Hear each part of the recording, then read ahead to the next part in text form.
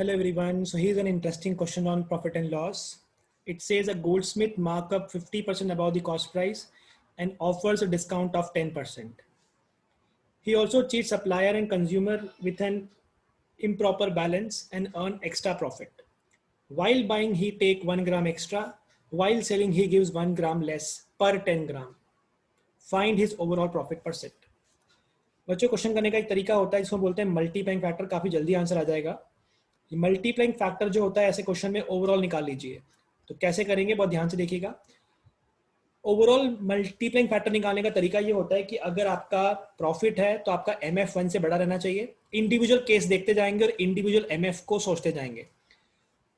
तो इतना मुझे मालूम है कि हाई मार्क करते हैं मतलब अगर देखा जाए कॉस्ट प्राइस है और मार्क प्राइस है, ये रेशो आपको देगा कि आपका एमएफ कितना हुआ, प्रॉफिट कितना हुआ. एग्जांपल अगर आप 50% बढ़ा के बेचते हो तो 1.5 इज अ प्रॉफिट. तो मैंने फिलहाल लिख दिया mark price upon selling cost price. उसके बाद अगर आप डिस्काउंट दे देते हो, डिस्काउंट देने से कॉस्ट कम होता है, इसका मतलब ये हो गया कि आपको तो लॉस होता है. लॉस हो रहा है इसका मतलब है आपका एमएफ कम होने वाला है. सो आपका मार्क प्राइस कितना है और आपका सेलिंग प्राइस कितना है ये डिनोट करेगा आपका नेक्स्ट मल्टीप्लाइंग फैक्टर.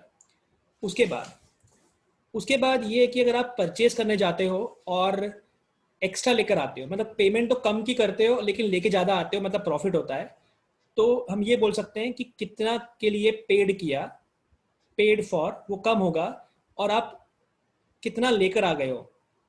ठीक है, आपने कितना ले लिया टेकन, ये आपका टेकन वाला बड़ा है, दैट मीन्स आपका एमएफ 1 से बड़े होने वाला है.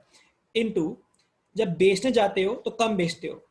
जो कोई डिमांड करता है 10 की तो आप 9 देते हो, यानी प्रॉफिट कमाते हो, यानी एमएफ 1 से बड़ा होने वाला है. तो डिमांडेड कितना डिमांड किया गया और कितना दिया गया, इस फंडे से आप अपना ओवरऑल मल्टीप्लाइंग फैक्टर निकाल के इस क्वेश्चन को सॉल्व कर सकते हैं बहुत इजीली.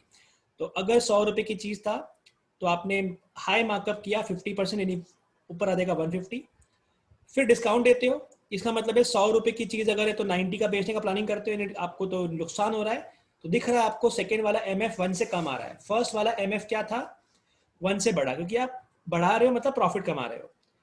थर्ड लिखा हुआ है, आपने थर्ड लिंक आएगी कि आपने जब परचेज करने गए तो 10 की जगह 11 लेकर आ गए, मतलब फायदा हो गया आपका. आपका एमएफ 1 से बड़ा होना चाहिए था, तो ऊपर 11 आएगा, taken paid for 10 only, that's why profit है.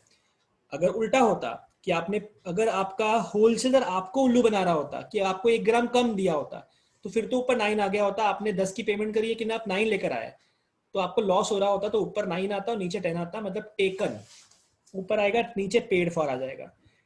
फिर डिमांडेड अपॉन गिवन, डिमांड की थी 10 की और दिया गया 9, यानी फिर से प्रॉफिट है, इसलिए ये वाला एमएफ 1 से बड़ा है.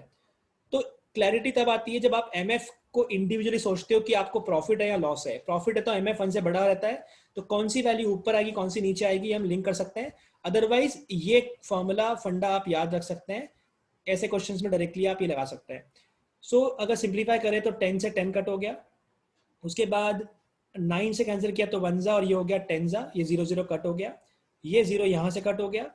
इन शॉर्ट आपको ऊपर मिल रहा है 15 इंटू 11 165 और नीचे आ रहा है 100, जिसका मतलब है आपका ओवरऑल मल्टीप्लाइंग फैक्टर 1.65 है. और 1.65 मल्टीप्लाइंग फैक्टर है, that means 65% higher than the initial, that means 65% आपका प्रॉफिट होगा. राइट. क्वेश्चन करने का एक अप्रोच, अगर आपको बेसिक अप्रोच लगानी है तो वीडियो को आगे देखिए. बेसिक अप्रोच कहती है कि काम करते हैं, सबसे पहले कॉस्ट प्राइस, उसके बाद मार्क प्राइस, फिर डिस्काउंट देते हैं तो प्राइस कम होती है. तो ये बेसिक लिंक हमको पता है, ठीक है. लेकिन यहाँ पे तो ये बोला है कि आपने जब परचेज करने गए तो भी चीट किया और जब बेचने गए तो भी चीट किया, तो इन सबको हमको लिंक करना है.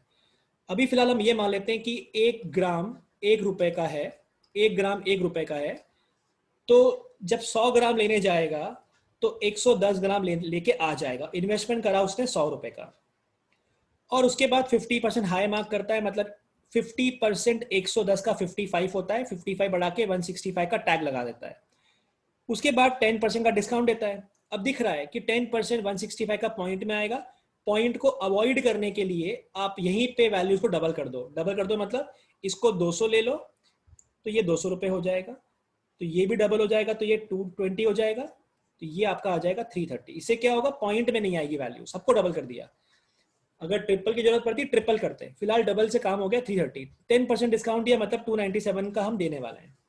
200 रुपए की चीज लेकर आते हैं लेकिन हमें एक्स्ट्रा ले आते हैं तो 220 मिल जाता है।